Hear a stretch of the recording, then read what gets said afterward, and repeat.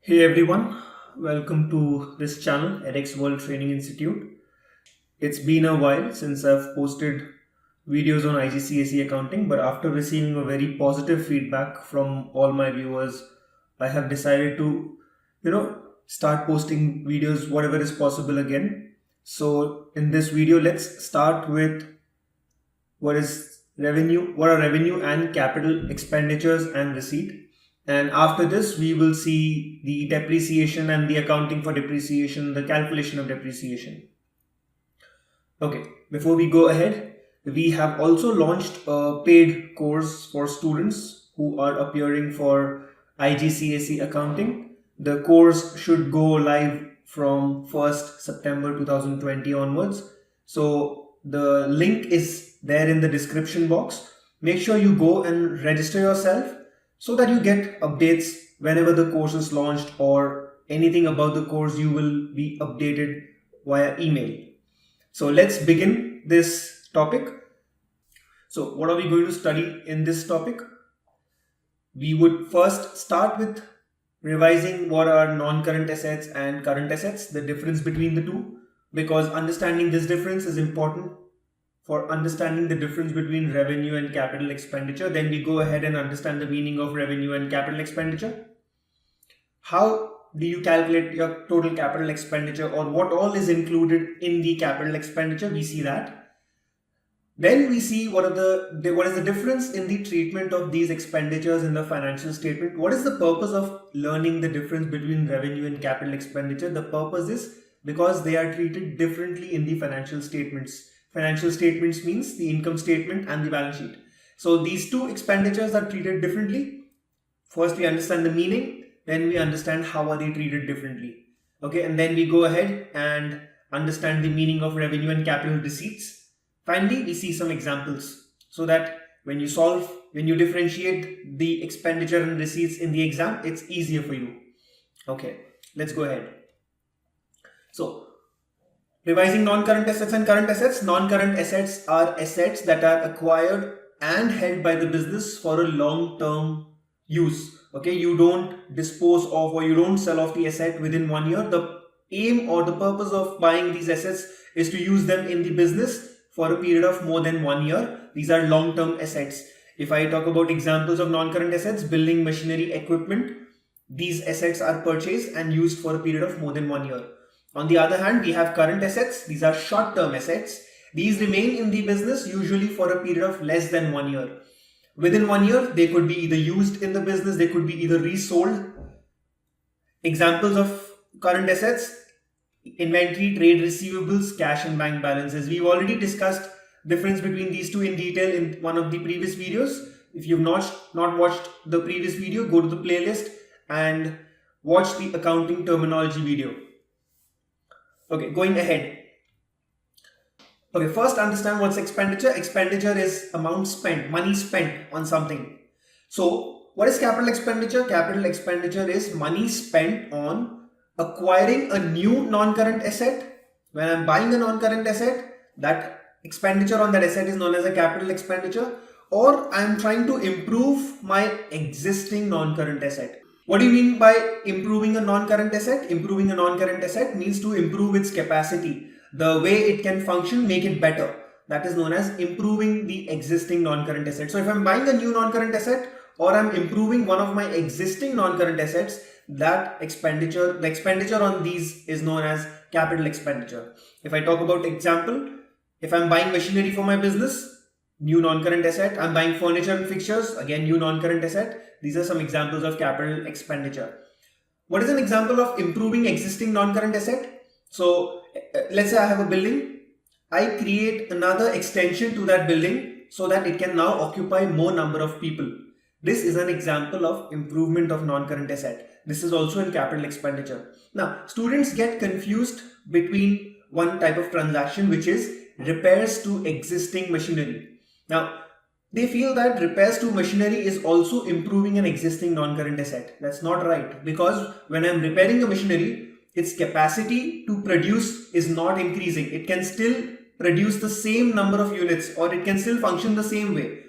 When I have not improved it, I have just repaired or maintained it. So repairs or maintenance is not improvement of an existing non-current asset. But if I somehow increase the capacity of the non-current asset, that's called an improvement of non-current asset, and that's a capital expenditure. Going ahead, revenue expenditure. So all other expenditures which are not capital expenditure, which are not on non-current assets, are revenue expenditures. So all the day-to-day expenses that a business has to incur to sell its goods and services, to run its normal day-to-day operations, those are revenue expenditures. Examples would be very simple. You pay salary to your employees, you pay your rent for your premises, you pay insurance premium, okay, you pay government dues, government rates. All these are examples of revenue expenditure because these are incurred on a day-to-day basis. They are incurred for your daily business operations, and you don't get any non-current asset when you pay for these expenditures. So now, what is included in the capital expenditure? See, calculating the total revenue expenditure is very simple. You've paid so much amount of salary. Okay, that's revenue expenditure. You've paid so much amount of rent. That's revenue expenditure. But when it comes to capital expenditure, it's not that simple. You need to understand what all is included in the capital expenditure. Okay, so let's say a business is located in a city A. Okay, it has purchased a machinery or an asset from another city B. Let's say the supplier in this city has quoted a price of, let's say, $10,000 for the machinery. So, okay, I'm spending $10,000. That's an expenditure on non-current asset, a machinery.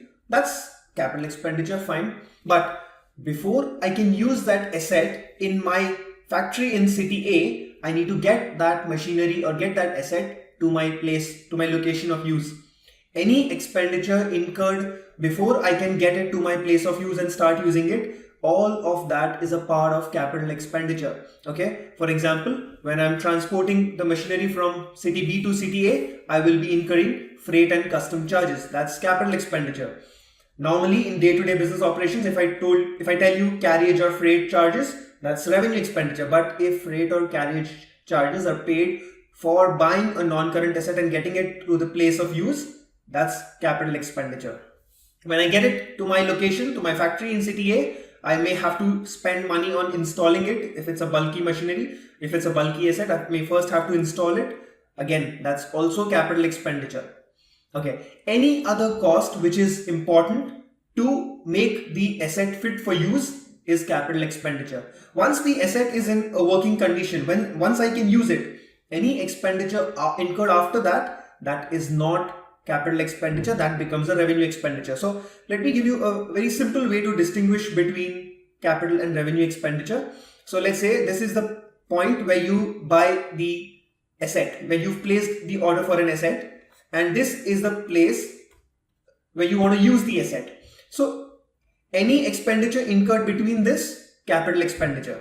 So your freight charges, your installation charges, maybe your custom duties. If you're buying it from a foreign country, you might have to pay custom duties, you might have to pay local taxes, all of that. Once I get the asset here in my factory where I'm going to use it, and I start using it, all expenditure incurred after that is revenue expenditure. That's not capital expenditure. For example, my storage cost.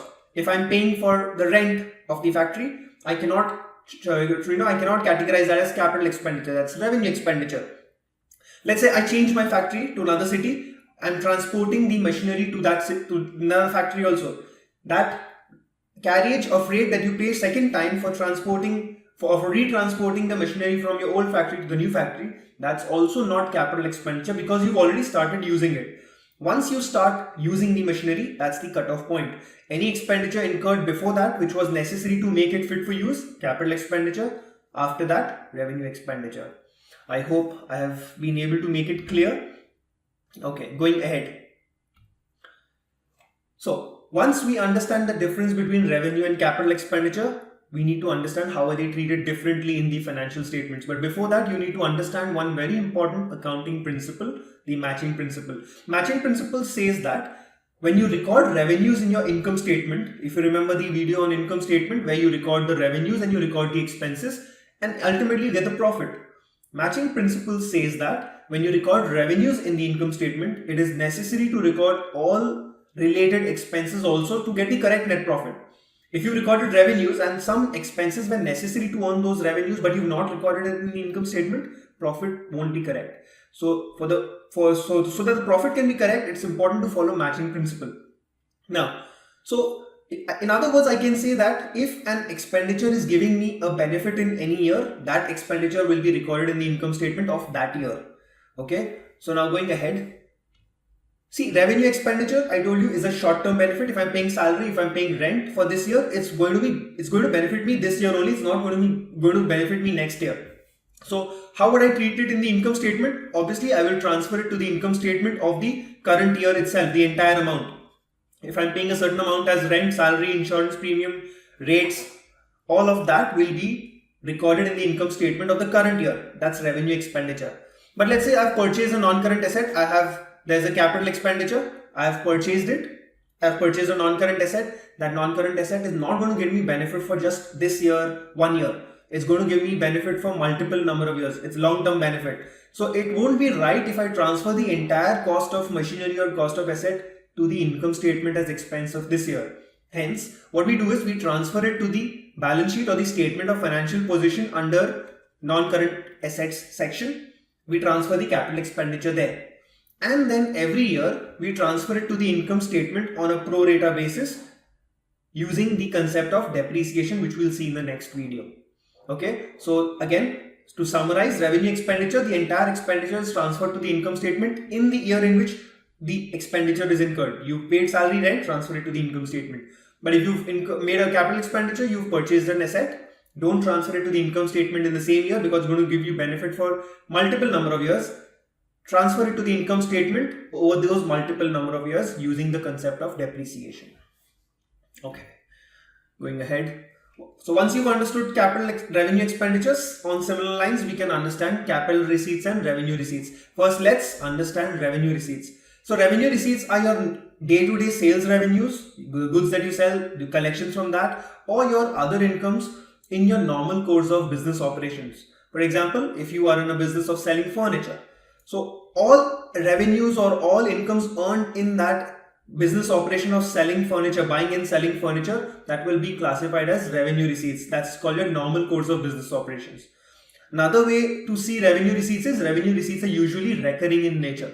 They're not one-time, one-off receipts. They are usually recurring in nature. So your sales revenues, your other incomes in the normal course of business operations and recurring in nature. Other incomes example would be discounts that you receive from your suppliers, interest that you receive from banks or other institutions where you've deposited your excess funds. Again, on a recurring basis you receive it, hence revenue receipts.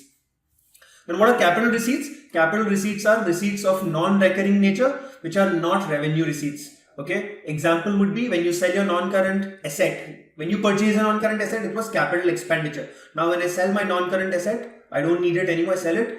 The receipt from the proceeds, the sale proceeds are known as capital receipts. Another example of capital receipt would be the funds that I borrow. You don't borrow funds on your day-to-day basis unless you are a banking or a financial institution.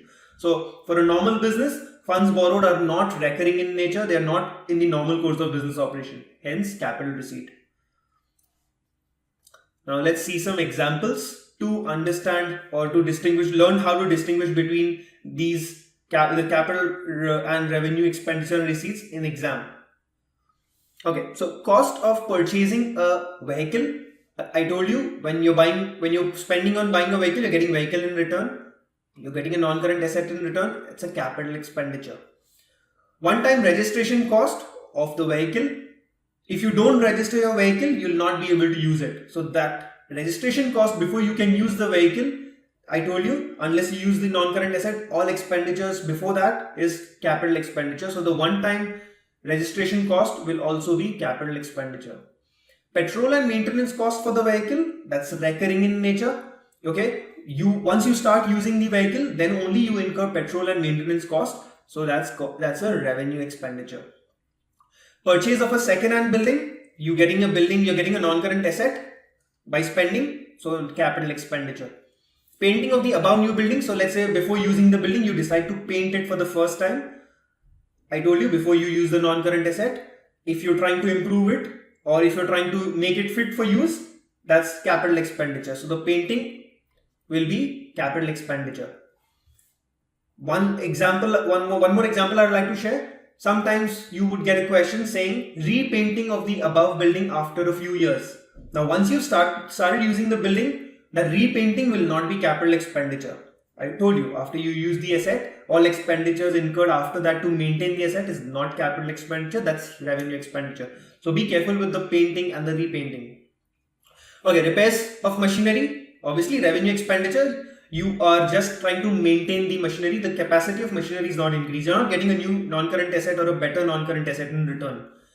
Insurance of machinery, every year you have to pay insurance, and when you pay for insurance, you're paying the premium, you don't get a new non-current asset. So again, revenue expenditure. So these are some examples of expenditure. Now let's look at some examples for receipts.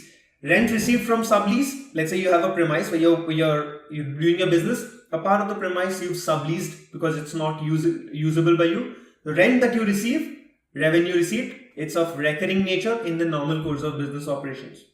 When you sell the machinery, capital receipt, because it's not of recurring nature. I told you, when you sell your non-current asset, those receipts are capital receipts. Rebates received from supplier, rebates are nothing but discounts. So the discounts that you receive from supplier, those are in the normal course of business operations. So obviously revenue receipts. Cash sales, sale of inventory items, obviously revenue receipts. I hope this topic I was able to clarify this topic for you. Once you've understood the difference between revenue and capital expenditures properly, you will now be able to understand the concept of depreciation better, which we'll start in the next video. Thank you for being with me. If you think the video was useful for you, please like and share it with your friends. Let everyone benefit from it. And I will be posting quite a few videos now, once, twice a week, whenever it is possible. So just stay tuned for more videos. Thank you.